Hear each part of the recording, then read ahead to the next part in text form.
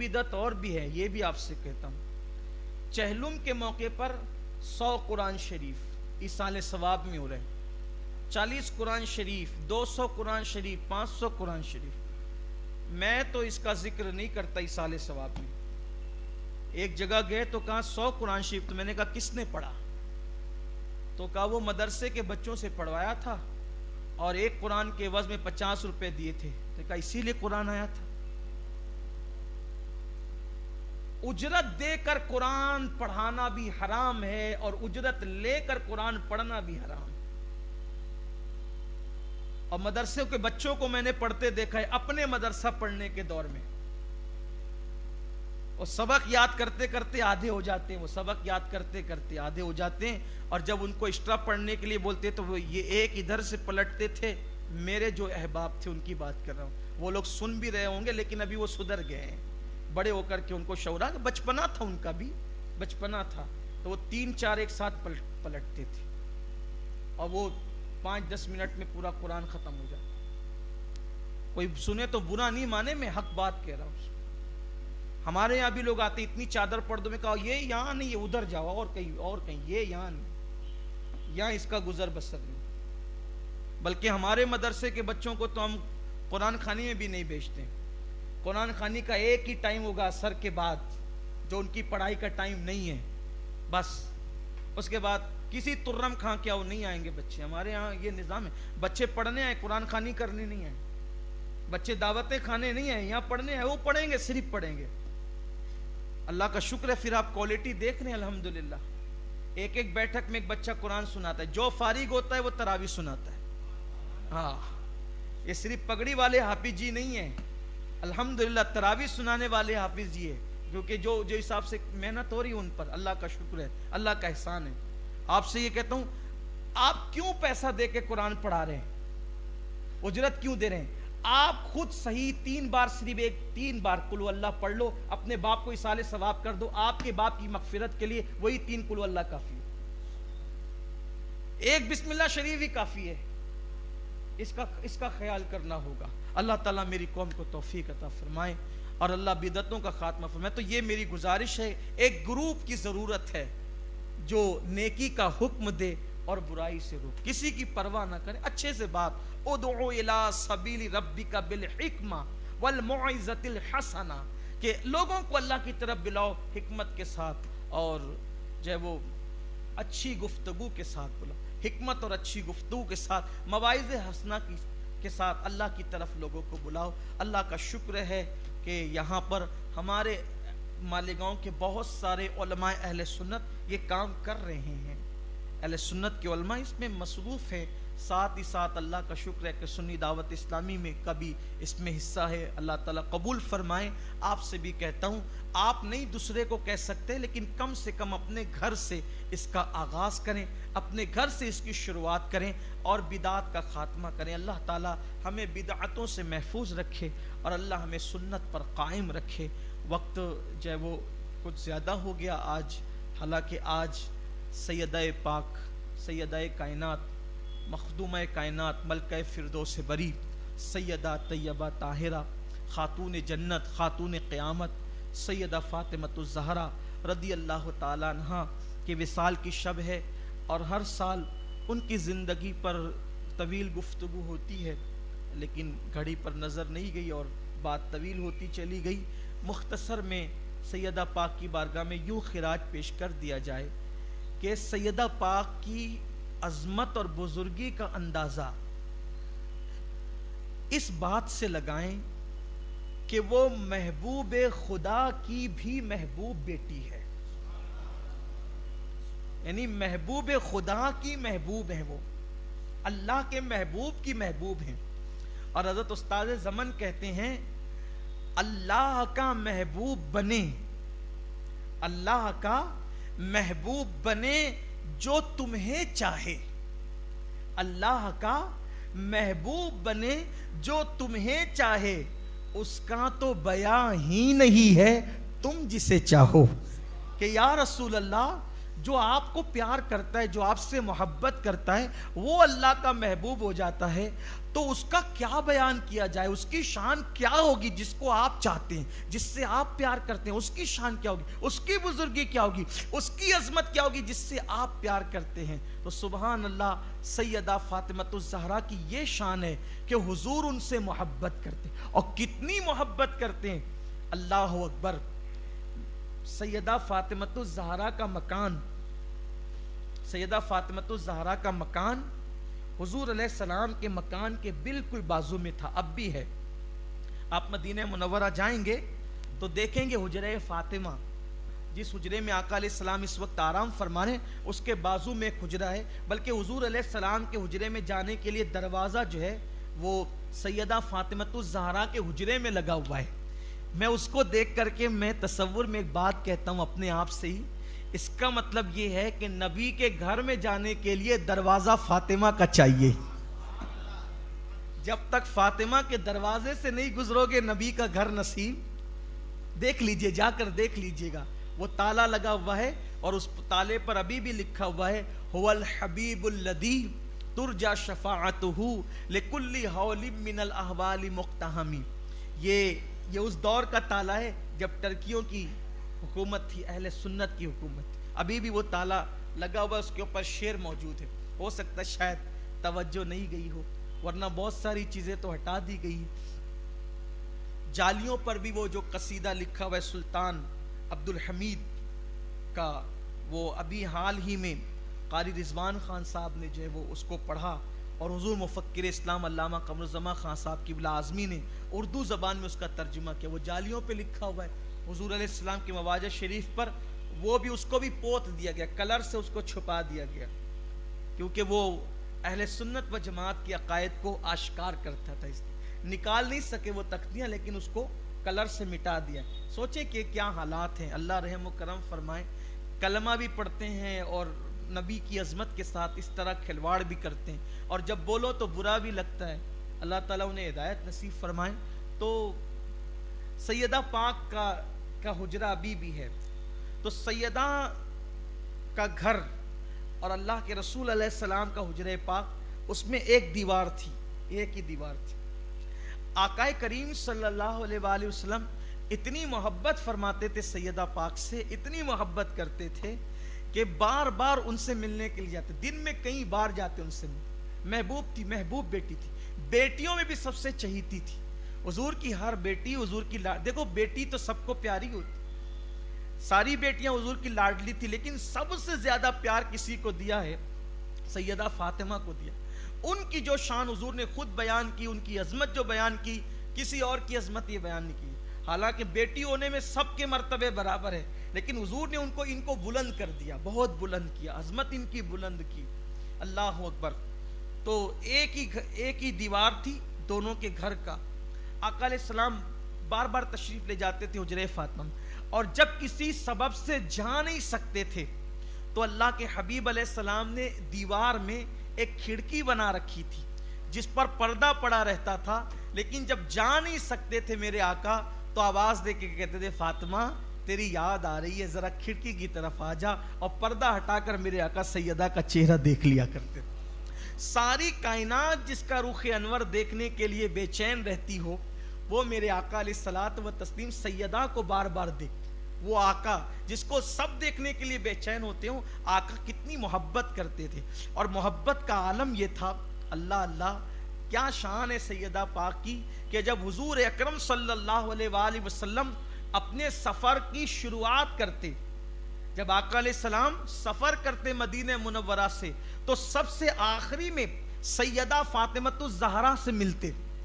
جب سفر کے لیے جاتے تو سب سے آخری میں سیدہ فاطمہ سے ملتے, اور جب سفر سے واپس تشریف لاتے تو سب سے پہلے سیدہ فاطمہ سے ملتے. اس سے پتہ چلا رسول اللہ کا سفر سیدہ کے گھر سے شروع ہوتا تھا اور سیدہ کے گھر پہ ختم ہو جایا کرتا.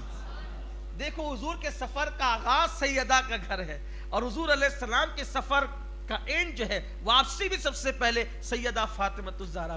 اور اس کے بعد میرے آقا علیہ السلام سیدہ فاطمہ کو سونگتے تھے, سیدہ فاطمہ کو सूंघते थे, उनके सर को सूंघते थे। किसी ने अर्ज़ की या रसूल अल्लाह इनका सर क्यों सूंघते हैं? तो आक़ा करीम सल्लल्लाहु अलैहि वसल्लम फरमाते हैं कि जब मैं मेराज पर गया, क्योंकि आप जानते हैं ना कि हुजूर अलैहिस्सलाम को 34 मरतबा मेराज हुई, 33 मरतबा आलम ख्वाब में और 1 मरतबा आलम बेदारी में। तो ये वो 27वीं रजब वाली मेराज का जिक्र नहीं हो रहा है, ये जो है वो उससे पहले की मेराज का, जो ख्वाब में हुई उस मेराज का, क्योंकि जो 27वीं रजब को मेराज हुई है वो सैयदा खदीजा के विसाल के बाद हुई है, तो ये उस मेराज का जिक्र नहीं है। और हुजूर अलैहिस्सलाम को 34 बार मेराज हुई, इसको ख्याल रखना चाहिए। लोग मेराज के वाक़यात में उलझ जाते हैं कि ये ऐसा तो वो वैसा, वो वैसा क्यों? तो 34 मेराज है ना, तो किस मेराज की बात हो रही है, इसलिए इसकी वजाहत ज़रूरी है। तो आका अलैहिस्सलाम फरमाते हैं मैं मेराज पर गया, वही ख्वाब वाली मेराज। फरमाते हैं तो मैं जन्नत की सैर कर रहा था, तो मैंने देखा जन्नत में एक खूबसूरत जो है वो एक खूबसूरत फूल खिला हुआ, एक खूबसूरत फूल, और उसकी खुशबू बहुत दिल को भाती, मन भाती खुशबू है। तो सरकार ने पूछा ये क्या है? जिब्रील ने उसके ये ज़हरा, ये क्या है? ज़हरा है आका। अल्लाह अकबर। तो सरकार अवध करार सल्लल्लाहु अलैहि वसल्लम ने कहा मेरे दिल ने चाहा कि मैं उस फूल को तोड़ के खा लूं, तो मैंने उस फूल को तोड़ के, उसकी खुशबू मुझे बहुत पसंद आई, तो मैं वो फूल को तोड़ कर खा लिया। जब मैंने खा लिया फिर मैं मेराज से वापस आया। मेराज से वापस आने के बाद अल्लाह के रसूल अलैहिस्सलाम फरमाते हैं कि हुजूर के दिल में ये ख्याल आया कि खदीजतुल कुबरा से मुलाकात करना चाहिए। तो आका फरमाते हैं फिर जनाब खदीजतुल कुबरा से हुजूर अलैहिस्सलाम ने मुलाकात फरमाई, और उसी रात सैयदा फातिमा अपनी माँ के शिकम में आई। तो आका फरमाते हैं वो जन्नती फूल, वो जो मैंने देखा था ना वहाँ, वो ज़हरा, वो कली, तो मेरी बेटी इंसानी रूप में वो जन्नती फूल है। तो जब मैं उस फूल की खुशबू को, वो जन्नत के फूल की खुशबू को जब मैं सूंघना चाहता हूं तो मैं फातिमा का सर सूंघ लिया करता।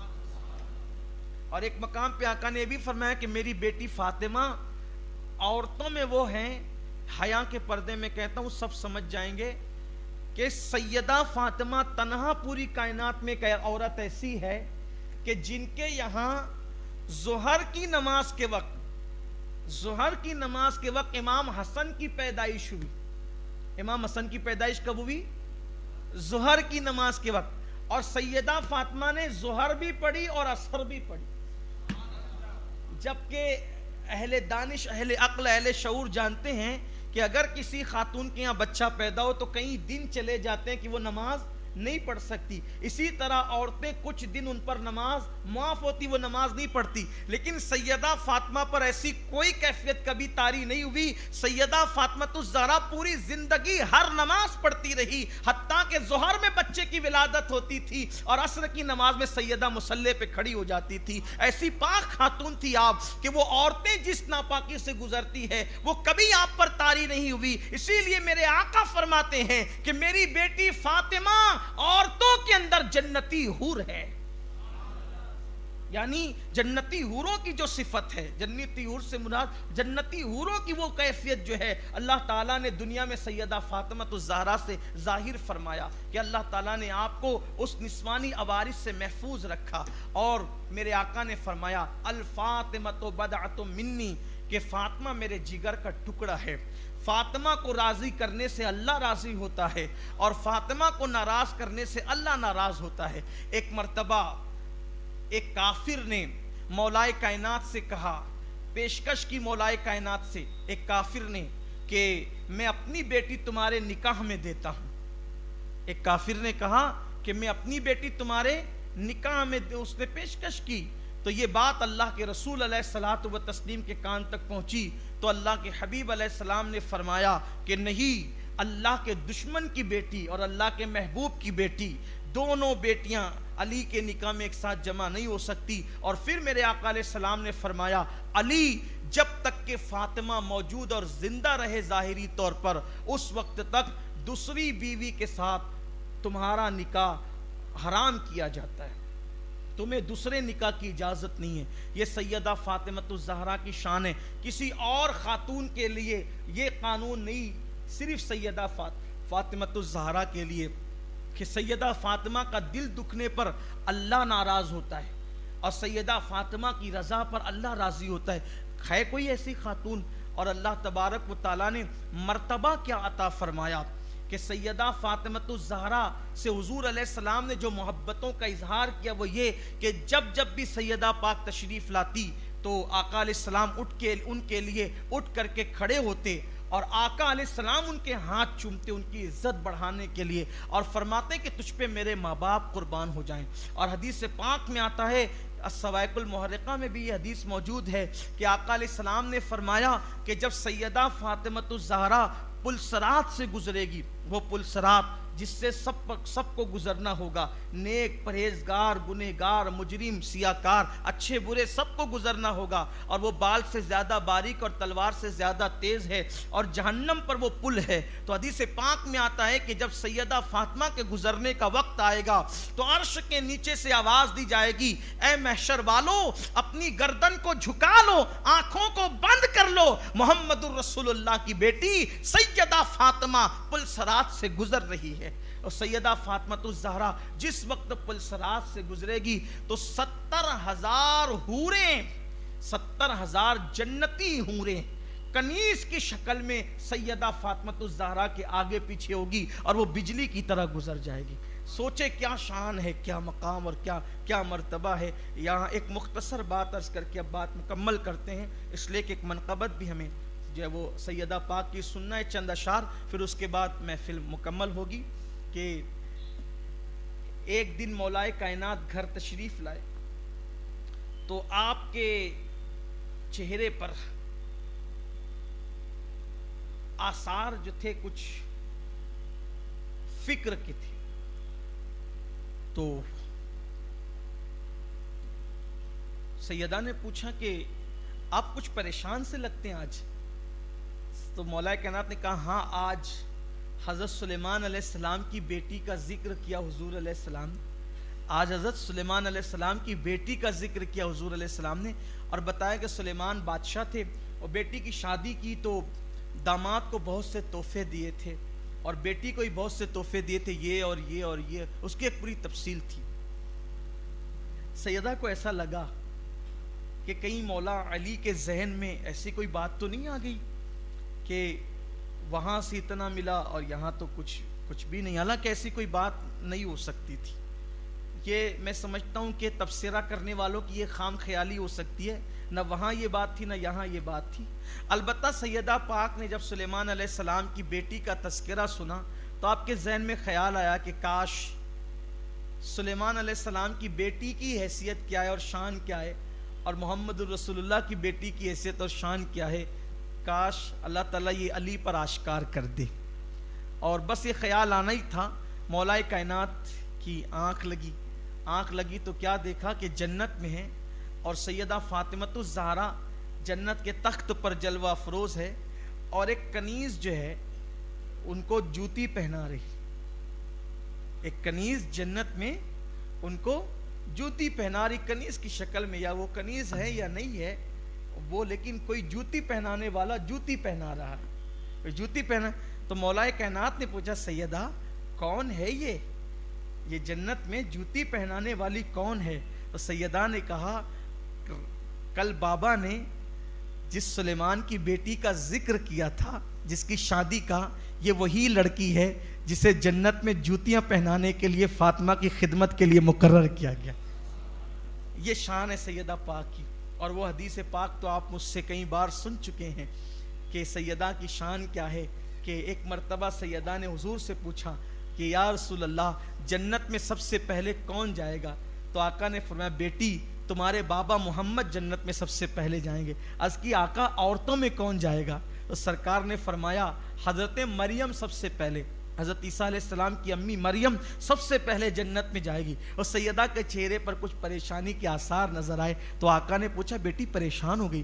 عرض کی آقا میں تو یہ سوچ رہی تھی کہ جنت میں مردوں میں سب سے پہلے آپ جائیں گے، اگر میں عورتوں کا نام لوں گی تو آپ میرا نام لیں گے، لیکن آپ نے تو میرا نام لیا نہیں، آپ نے تو مریم کا نام لیا. حضور نے مسکرا کے کہا بیٹی ہم نے جو کہا وہی ہوگا کہ مریم ہی سب سے پہلے جنت میں جائے گی، لیکن منظر یہ ہوگا جس سواری پر تم بیٹھی رہو گی اس کی نکیل پکڑ کر مریم چل رہی ہوگی، وہ خادمہ بن کر پہلے جائے گی، تم مخدومہ بن کر بعد میں جاؤ گی۔